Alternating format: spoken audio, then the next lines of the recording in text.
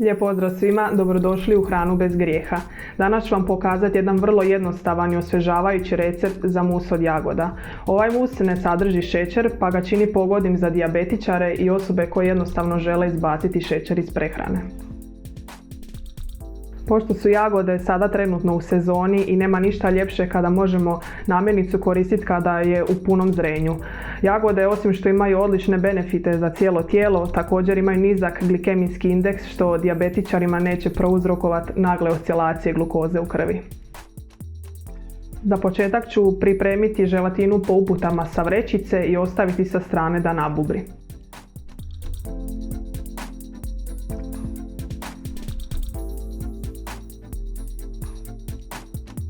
Jagode ću sada izmiksati i pretvoriti u kašicu.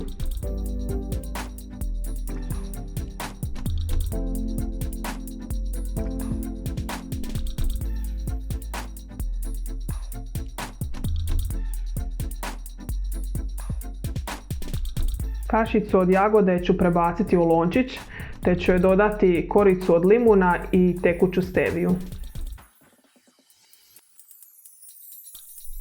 To ću staviti da se lagano kuha na vatri, pa kada prokuha dodat ću joj nabubrenu želatinu.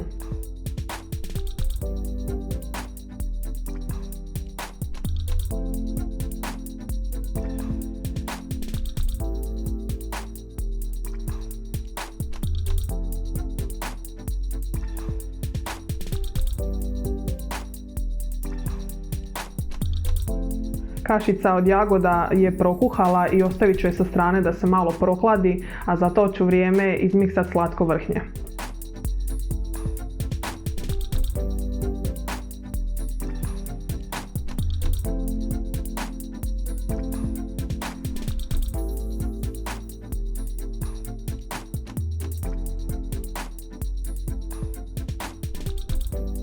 Slatko vrhnje sam izmiksala dok nije postalo gusto i prebacila sam u prohlađenu kašicu od jagoda. Dobro povezala i sad ću prebaciti u čaše.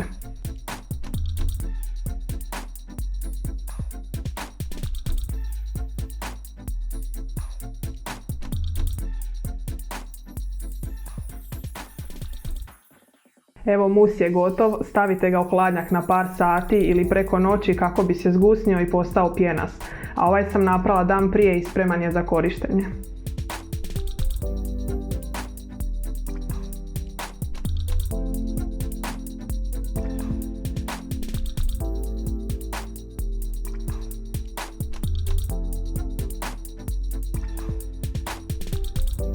Hvala još jednom što ste gledali ovaj video. Pisani recept za ovaj mus se nalazi na mom blogu hranabezgrijeha.com, a sve ostale informacije se nalaze dolje u opisu videa. Bok!